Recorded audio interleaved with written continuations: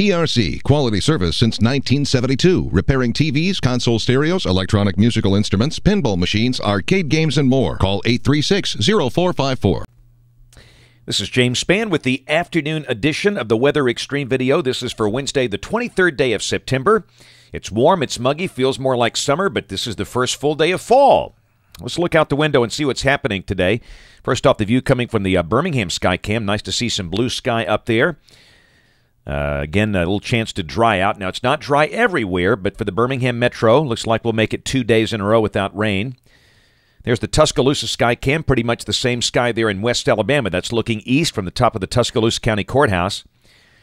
And again, our Demopolis Skycam watching the waters of the Tombigbee River that are rising. The river is in flood. But the good news, the Weather Service has revised the crest downward to just a couple of feet above flood stage there at Demopolis. The crest expected to come about 71 feet tonight or tomorrow morning, and that's a good thing. There's the water vapor satellite shot.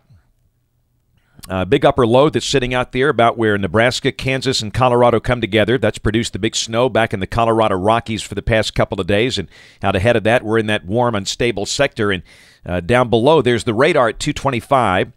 Most of the activity today has been up there in the northwestern corner of the state.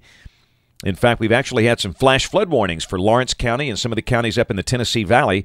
The activity pretty scattered now. Some of the heaviest rain sitting right on top of Haleyville up in Winston County, but you can see elsewhere, not much happening.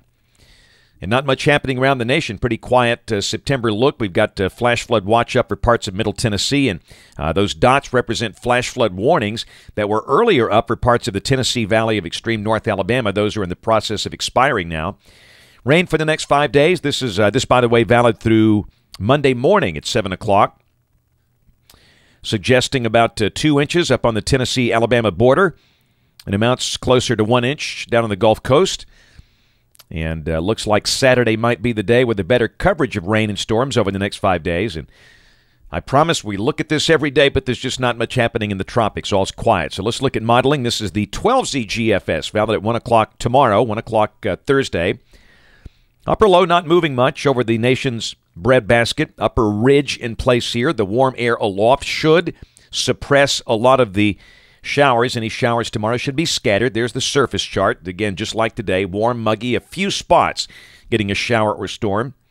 And really the same thing on Friday. We're still under a ridge here, and the upper low not moving much. But on Saturday, it kicks out. Opens up into a wave coming across the Midwest. The position of that should give us a better dynamic lift, and accordingly a pretty decent round of showers and thunderstorms on Saturday. Now, it's not going to rain all day, but the rain might be heavy at times. Could be a few strong storms involved, and we'll be monitoring that. And then by Sunday, the front pushes on down into central Alabama and kind of stalls out, maybe between Montgomery and Birmingham. It still looks like for the northern third of the state, Sunday will be dry.